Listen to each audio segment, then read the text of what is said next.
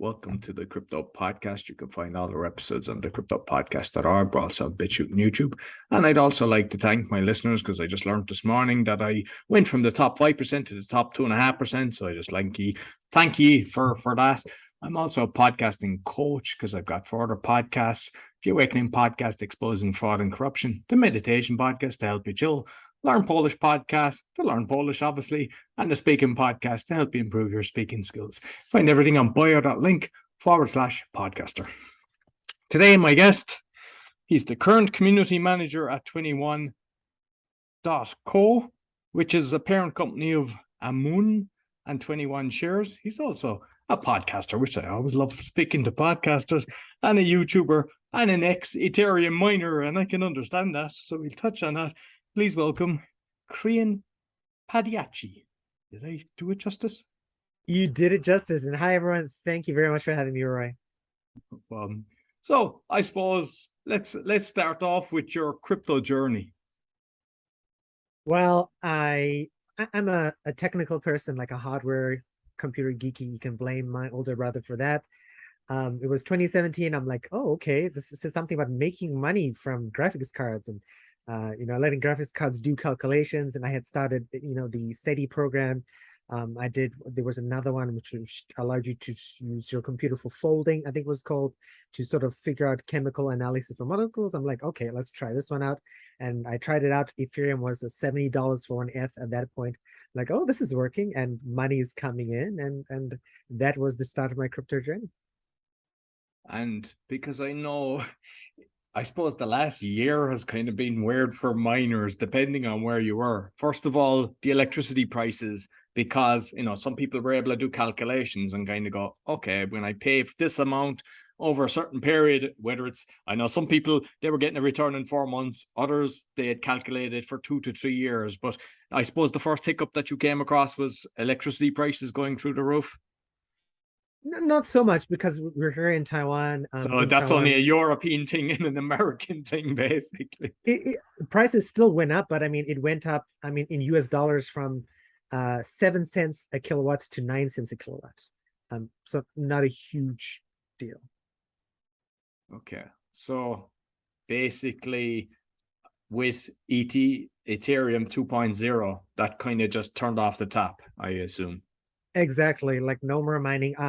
I did switch my mining rigs to mine Ethereum Classic, but to tell your listeners, we're losing 5 American cents per graphics card per day, which is, it's not that bad, but might add up to a lot after a year or so. But yeah, for typical most Ethereum miners, if you look on Reddit, if you look on YouTube, they're just done. People here in Taiwan that I know, they're like, yep, I'm done. They're selling their graphics cards. They're just out of mining.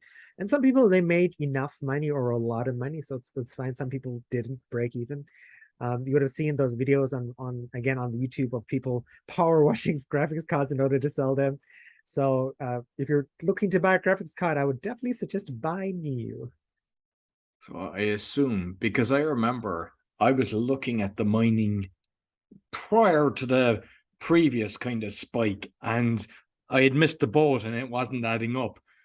But I know that once it did take off again, the price of graphic cards went through the roof. So I presume they're after tanking as well now after this, are they? Oh yeah, like my current graphics card, I bought a 3070 Ti last year for about 800 US. The price for that now is 600, which is like, it's gone back down to MSRP, right? The suggested manufacturer price.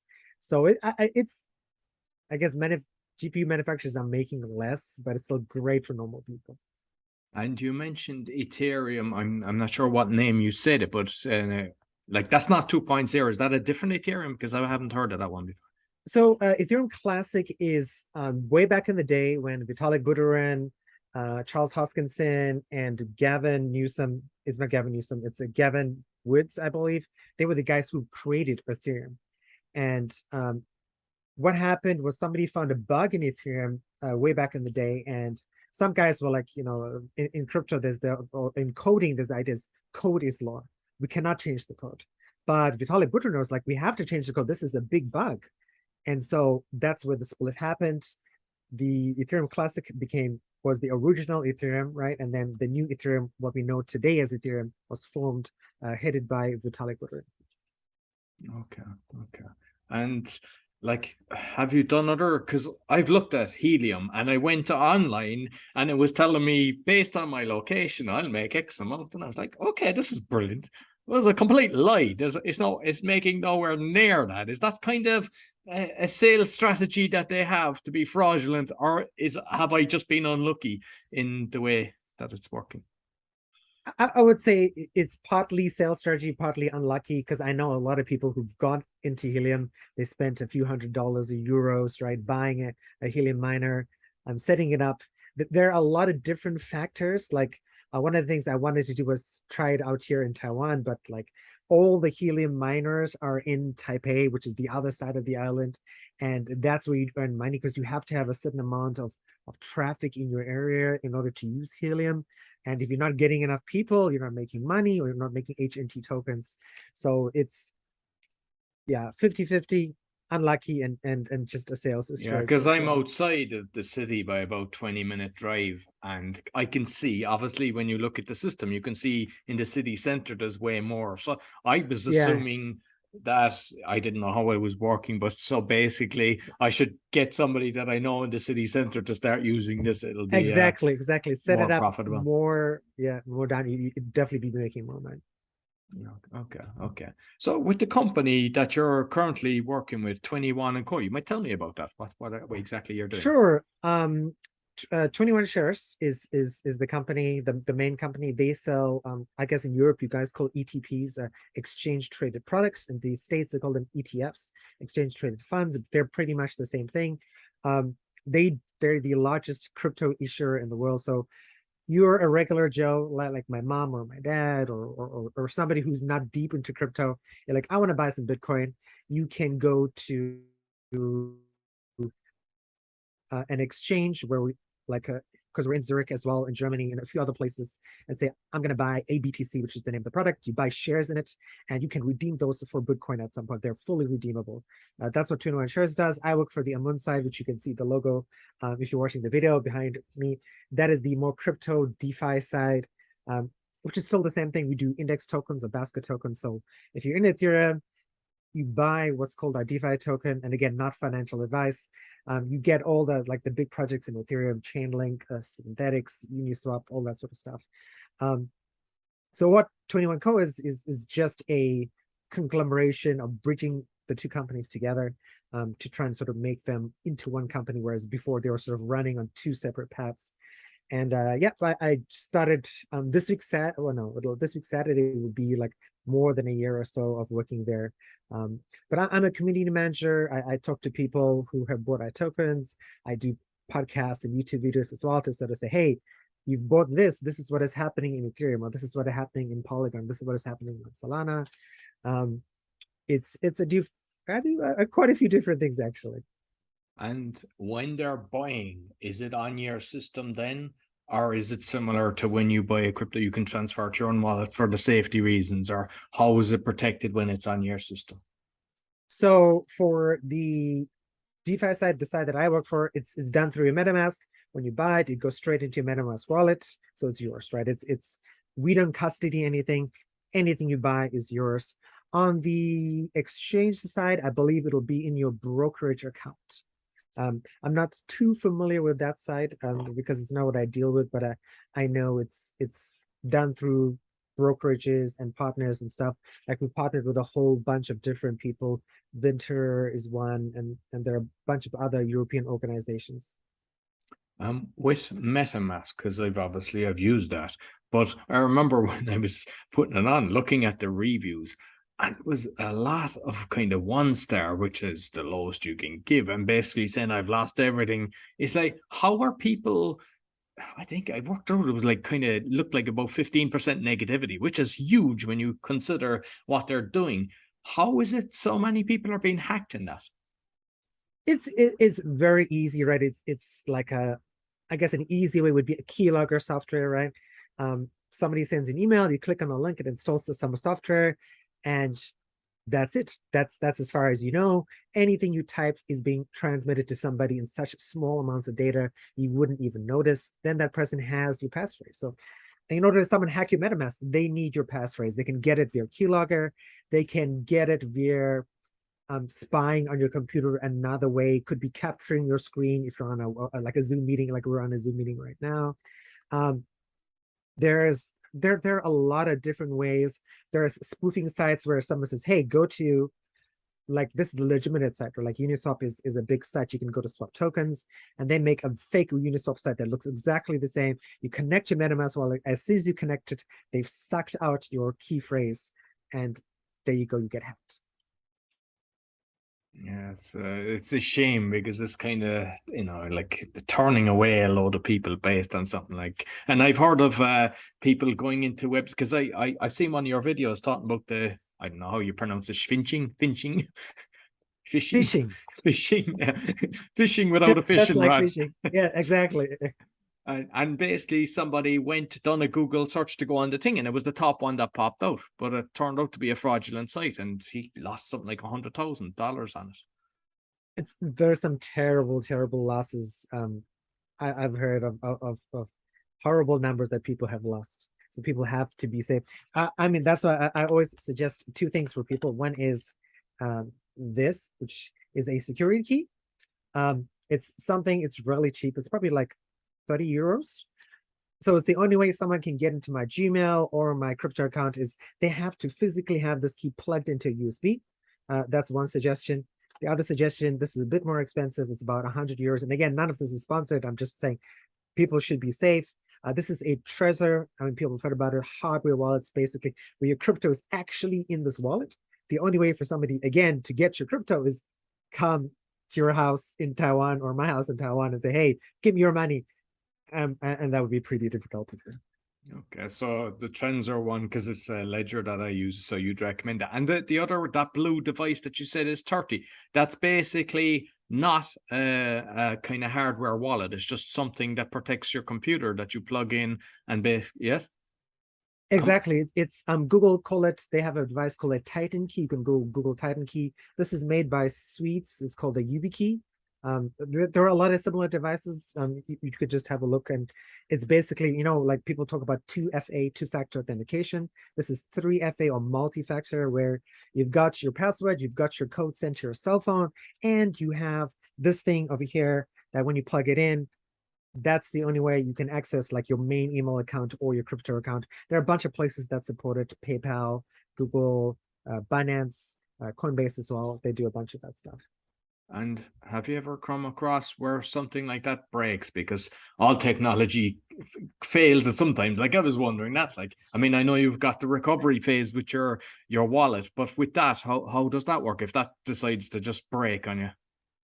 So like one of the first things YubiKey suggests is make sure you always have two keys.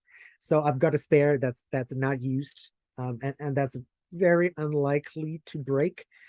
If that breaks, for example, my Gmail or my Google, what would happen would just be in recovery would be a lot longer. I have to send, like a passport, ID number, that sort of stuff to get my account back.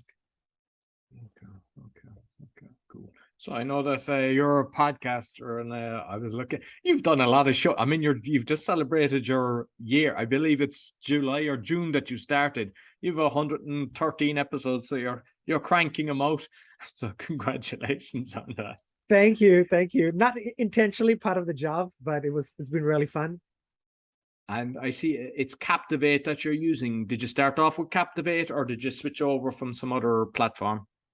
I started off with Captivate because I have another podcast, a gaming podcast that's just for fun.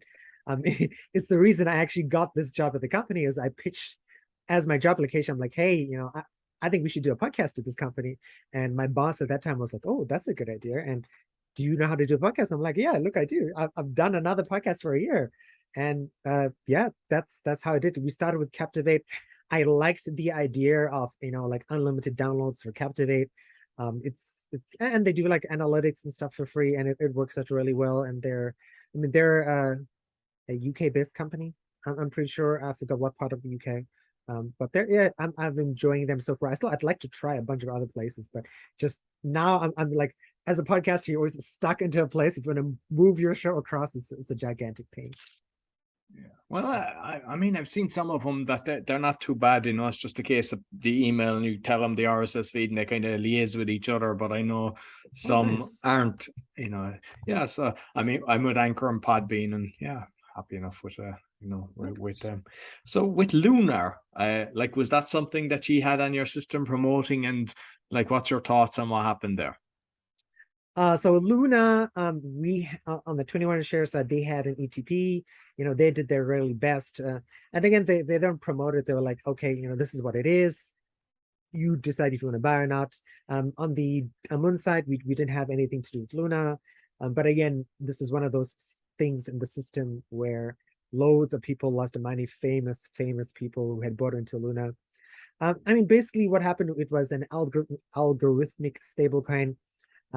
When things started to not be on par, bad things happened, and people at that point, the Luna Foundation was just pumping more money into the system. It wasn't working. People were cashing out, and then things crashed. And 40-50 billion dollars later, here we are.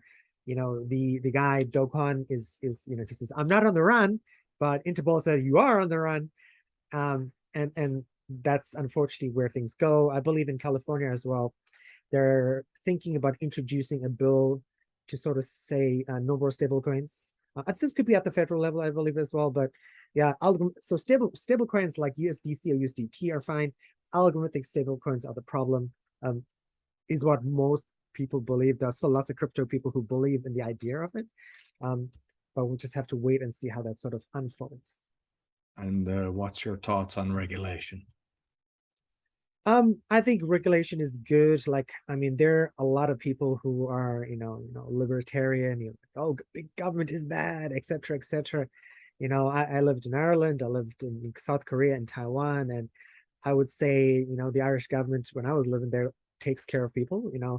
There are parties who might disagree with that, be the Fine Gael or Fine Gael side, but I think government helps, and I think regulation helps to protect people. I think crypto is a wonderful instrument for people to sort of have some sort of ability to invest, right? If you're not earning a lot of money, getting into the stock market is hard and risky. I mean, crypto, you can get in on Binance with a $10 minimum. There's that thing. There's also the idea of transferring stuff. There's the NFT side of things. I interviewed a guy who's building, camping properties and stuff, and he's doing that through NFTs, and I think that's fantastic, right? How could I invest in a property development company as somebody living in Taiwan, without going through reams and reams of paperwork and documentation and waiting months and stuff? But I think regulation has to exist. I think it will be good. There'll be pain. Prices will go down. But at the end of the day, it'll make it a safe environment for people to say, hey, oh, you're working crypto? Oh, cool. Oh, that's interesting. Oh, I see there are rules about it. I can feel like there's some safety when I put money into the system. I think we're not going to have any solid rules for another 3 to 4 years. Just on the Irish government, because being Irish, there was a time I used to think they had our back. And you mentioned Fianna Fáil, Fine Gael, they've been together for so many years. And yeah, they brought in all the vulture funds. So there's so many people now that have lost their property. And I've read the book Tax Haven Ireland, and I encourage everybody to read that book, because it's not about Ireland, it's about all the corporations, which you're probably familiar with: Microsoft, Facebook, LinkedIn. The whole lot of them are there, as well as we've got all the top pharmaceutical companies. And it's a big loophole, and especially for all the vulture funds that came in that are grabbing all the properties, they're paying nothing in tax. I know. So do the governments have your back? No. So go ahead. No, because I'm curious as well, based on, because you're in Taiwan, I can just is that a danger? Because I mean, it's very hard to know what's actually happening, but when somebody's on the ground, because we're hearing a lot of bad things about China and Taiwan, is that really true, or what's the real situation? It's so, Nancy Pelosi came to visit. It's a good question. Thank you for asking. It was tense. People were worried, and people are still worried. I had friends who, lifelong Taiwanese. I mean, most people my age, I'm going to be 40 this year, they're people who are like, I'm staying in Taiwan for the rest of my life. I was a teacher for 10 years. I taught kids, and always used to ask Taiwanese kids, would you consider living overseas? 90% of Taiwanese kids would say no. They love Taiwan, they love the life, they love the food. Now people my age in Taiwan, they were like, yeah, I want to get a second passport just in case China invades. Now, when Nancy Pelosi came, there was a blockade that was tense. It's now over with. Um, China's it's a lot of posturing. It's a lot of, there's how many is it, like 100 kilometers between Taiwan and China. There's an air defense zone where they send planes in, and we launch planes, and that's it. And the planes talk to each other in the air. Nothing bad happens there. It's just a lot of posturing. Is not as bad as it is. I think a lot of the media makes it worse than what it would be, because Taiwan has always been ready for this. The Americans gave us, nuclear technology in the 50s, right? When Taiwan was set up. The Japanese have strong ties to Taiwan because they controlled Taiwan back in the day. We have TSMC as well, which are the people who just, made the 6 nanometer chip for the iPhone 14s, right? And again, we have TSMC is so far ahead in chip technology, right? The Chinese did come and take everything out. They wouldn't just get TSMC. We have all these other semiconductor companies, big technology companies for memory, for your phones, for your smart devices. That would all stop, and nobody in the world wants that, which is why the Americans stationed Marines, the Australians send some people, the Japanese send some people.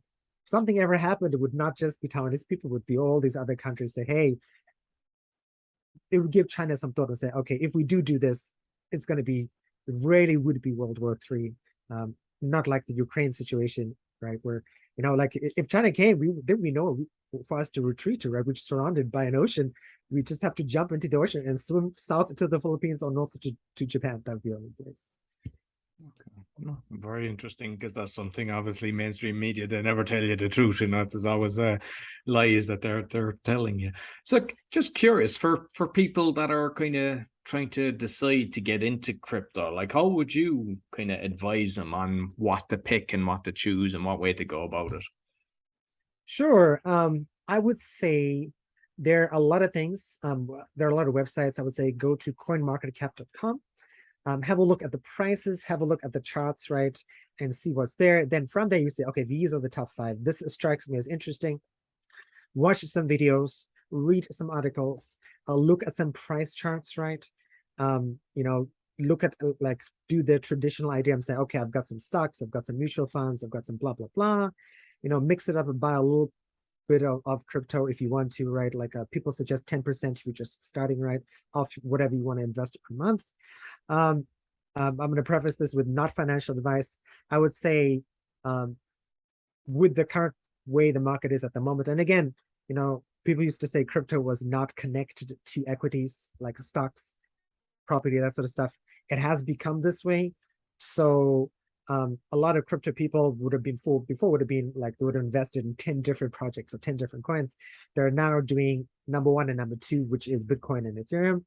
I would say start off with a little bit of that. And going back to what I said earlier is that if you don't have a lot of money, if you're working a minimum wage job, I remember back in the day, I was earning €8.50 an hour. If you're earning €8.50 an hour, you can still spend, 10 years buying some Ethereum or buying some Bitcoin. And that's another wonderful thing about crypto. It's again, just my belief, right? Do your own research. I think it's not going to go anywhere. If you start now, you could have something in the future to sort of change your financial position all your life.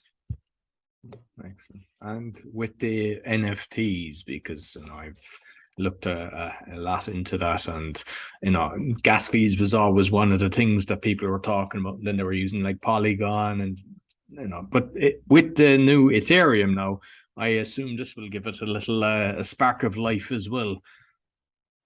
Yeah, that was a big misconception with when Ethereum turned off the mining tap, was gas fees would come down. They have come down, but just because people are using the network less because of macro things, stocks, inflation, etc. But gas fees are cheap. I remember gas fees would drop down to $2 this week for a transaction, which is pretty cheap. So yeah, there's no time. There's also Solana. The Solana NFT system is doing way more transactions. And that's also like Do I have any? No, I don't have any Ethereum NFTs just because they're too expensive. But I do a lot of Solana NFTs. I did some Cardano NFTs as well. I did the guy. I'm gonna do the guy who's doing the sort of property renovation stuff, right? Because you buy one of his NFTs and you get rights to income from the property he's renovating and stuff. So yeah, NFTs are very doable at right now. You can buy some really cheap stuff for a few dollars or a few euros, and worst come, you have a cool picture. Best, you have something that you can resell for 50, 100x what you paid for it. I love the smart contract side, as well as protecting artists, as both musicians and painting artists as well, because they're getting the right share. But with the property, I mean, you can actually take a punt on it, and like, because I had the previous guest that I had gone, he went around to the hotels and basically got people to. It was more investors, not holidaymakers, when everything went into lockdown. But there's so many opportunities, and it's still very early days. Most people, they're not getting it, but I can see this is going to be massive. Like, oh yeah, I can see it as like people know Kickstarter in the States, or like crowdfunding, like NFTs are what are NFTs, crowdfunding, right? You say Roy is writing a book. He's like, hey guys, support my book. I'm selling 1,000 NFTs. You get the digital version of my book. You'll get a printed copy as well. And there you go. You've crowdfunded your marketing, sales, publishing costs all together. And that's the beautiful thing about NFTs, right? You don't have to be somebody who sells out to Penguin or Oxford Publishing, right? You can be somebody, living out in some small place in the countryside. You have 2, 3, 5,000 people who love you and they support your life, and you get to have a nice, happy life, not working for anybody, doing what you love. And I think that's the beauty of NFTs. And because I've had a load of guests, mainly with the speaking podcast, that are kind of doing books, and I always ask them about, are you self-publishing or, using a publisher, and the amount of people that get shafted by a publisher, because, they assume, you have to be in the top 0.0001% to be getting the nice checks coming in the door. Most of them, you have to do all the marketing, and you're lucky to get 50 cents on a book, and maybe $1 if you're lucky. Whereas if you self-publish it, you're just paying the printing costs. If you're able to do it through the NFTs and you're as a PDF, it's not it's done. It's not costing you literally anything besides your time that you initially done. But you've got, if you do 1 in 5,000 or whatever it is, you've got these 5,000 people that have it on their site that people are checking out, but they're also promoting you. And if they're trying to market it to sell it on, once they've read it, I mean, the reality is they can download it and then sell it on as a thing, which you don't care because you're going to get a royalty. I think it's, for so many different people, it's a brilliant model. Oh yeah. Like I remember somebody actually like did an NFT of a podcast. He was a guy doing research on NFTs, and he did like 10 copies of a podcast episode, and people bought it, and he made some money. I'm like, well, that's cool. I mean, you could be doing that for your podcast. Like Roy Coughlon's very first podcast episode, you sell it on 10 years later when you're rich and retired. Yeah, there you go, and you donate it to charity. No, exactly. And I mean, with the metaverse as well, because like talking to a guy that he was doing leadership and development, and I mean, you could have your podcast in that as well and have so many NFTs connected to it. Like there's a load. We're only just beginning. This is just starting, and as soon as more and more understand it, it'll just grow. I can't see, like, there's so many things that have started and kind of came back a bit, but this is one that I can really see, building momentum. Like some people see the Bored Ape and they just see the pictures and that's what they think NFTs are. But the reality, once you start to understand it, you go, wow, this is going to change everything. Oh yeah, no, I totally agree that there's a lot more to it. The media does NFTs a big disservice by just pounding on the Bored Apes and the 100K, or Seth Green got his Bored Ape stolen, or this guy got his NFT stolen, and or this Snoop Dogg selling NFTs with Eminem, that sort of stuff. There's a lot more, and I think once the sort of the fog around it clears out, I think a lot more people would be understanding.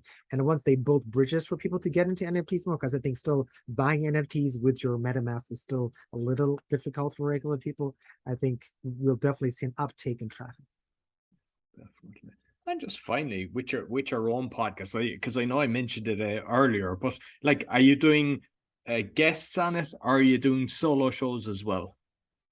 So with my podcast, I again, this was a format suggested by my former boss. Was we do 3 tokens. So I do a news show on Tuesday, Wednesday, and I do interviews every Friday, Saturday. Why I say 2 days, because it might be Saturday for me because I'm all the way on the other side of the world, and it still might be Friday for some people. So, but yeah, usually like we've only done interviews for the last 20, 30 episodes. Fridays, usually guests, always crypto guests, people who are CEOs or founders or engineers who are trying to do like different things in the space, and it's fun. Just like what you're doing, it's really fun. I think I wouldn't want to stop it. Yeah, no, I love it. Yeah, no, definitely. Listen, Crian, thoroughly enjoyed our conversation. You might let people know how can they get in contact with you. Sure. The best place to find me, I'm always checking Twitter when I wake up in the morning, and I shouldn't be because that's not very healthy, people. Twitter.com/Crian Padayachee, CRIN PADAYACHE. Roy said he's going to include my links in the notes, but yep, Twitter is the best place to find me. It's one of the few apps I have notifications turned on my phone as well, so you're definitely going to get me all the time on there. You can check me out on my podcast, right? The Inside Crypto Podcast. I wish I had a more exciting name for that, but that's just what it is. But those would be the 2 main places. And thank you, Roy, very much for having me on today's show. No problem at all. So thank you very much. And as mentioned, yeah, I put all the links as well as your podcast on the show. So that's all for the Crypto Podcast. You'll find all our episodes on thecryptopodcast.org. We're on BitChute and YouTube. Sure to give us a thumbs up, 5-star rating, and make sure you give him a 5-star rating as well, because it all helps. We all want to be higher up in the charts. Until next week, take care.